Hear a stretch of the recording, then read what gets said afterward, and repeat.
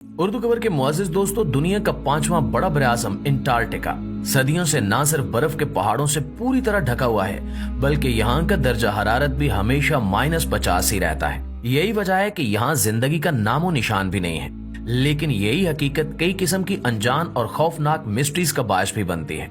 साइंसदान अरसे दराज से इन्हीं मिस्ट्रीज को हल करने में लगे हुए हैं, लेकिन अभी तक कई ऐसी हकीकतें हैं जो माहिरीन की समझ से भी बालातर हैं। माहिरीन अर्ज़ियात समझते हैं कि अंटार्कटिक में हद्दे निगाह तक फैली हुई बर्फ की मोटी तह के नीचे एक अलग ही दुनिया बसती है। यहाँ से मिलने वाले 10 लाख साल पुराने आइस क्यूब की मदद से साइंसदान टाइम ट्रेवल करके माजी में दबे हुए कई राज निकाल कर ला सकते हैं। प्यारे दोस्तों, बरआज़म अंटार्कटिका को साउथ पोल या दुनिया का एंड भी कहा जा सकता है। ये सारे का सारा बरआज़म बर्फ में ऐसे ढका हुआ है कि इसकी ऊपरी सतह पर मौजूद बर्फ की मोटी तहें अंदर तक बहुत ज्यादा गहरी हैं। यहाँ तक कि इनके अंदर बुर्ज खलीफा जैसी कम से कम 5 इमारतों को एक दूसरे के ऊपर रखा जा सकता है।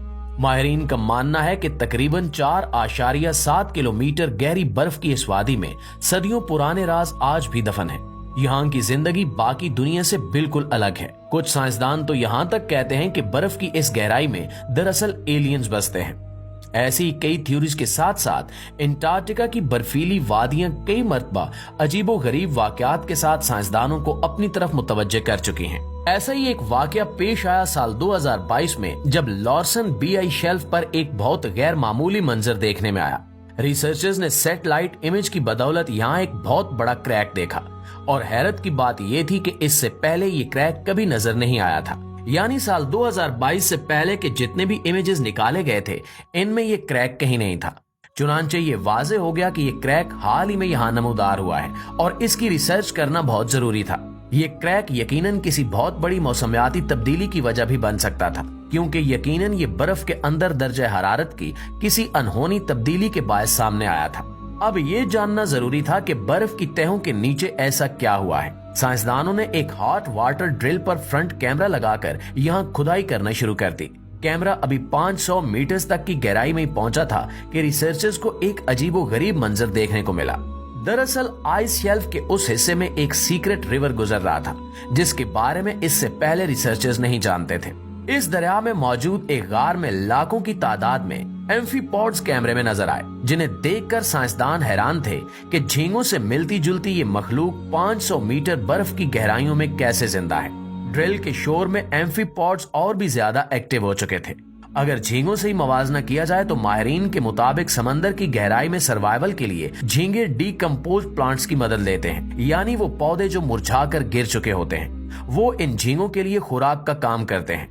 चुनांचे इसी नजरिए के तहत अंदाजा लगाया गया कि अंटार्कटिका के इस हिस्से में यकीनन किसी वक्त प्लांट्स भी मौजूद होंगे जो कि डीकम्पोज हो जाने के बाद इन एम्फीपॉड्स की खुराक का काम दे रहे होंगे। दोस्तों, साल 2019 में अंटार्कटिका के जनूबी हिस्से में दुनिया का तीसरा गहरा तरीन पॉइंट डिस्कवर किया गया, जिसे फैक्टोरिन डीप का नाम दिया गया है। इसकी मुकम्मल गहराई 7437 मीटर के करीब रिकॉर्ड की गई। माहिरीन ने इस पॉइंट को CLI यानी सोनर स्कैनर की मदद से डिटेक्ट तो कर लिया, लेकिन आज तक वो इस राज से पर्दा नहीं उठा सके कि ये पॉइंट वजूद में कैसे आया और इसके इर्द गिर्द समुद्री हिस्से के साथ इसका क्या कनेक्शन है।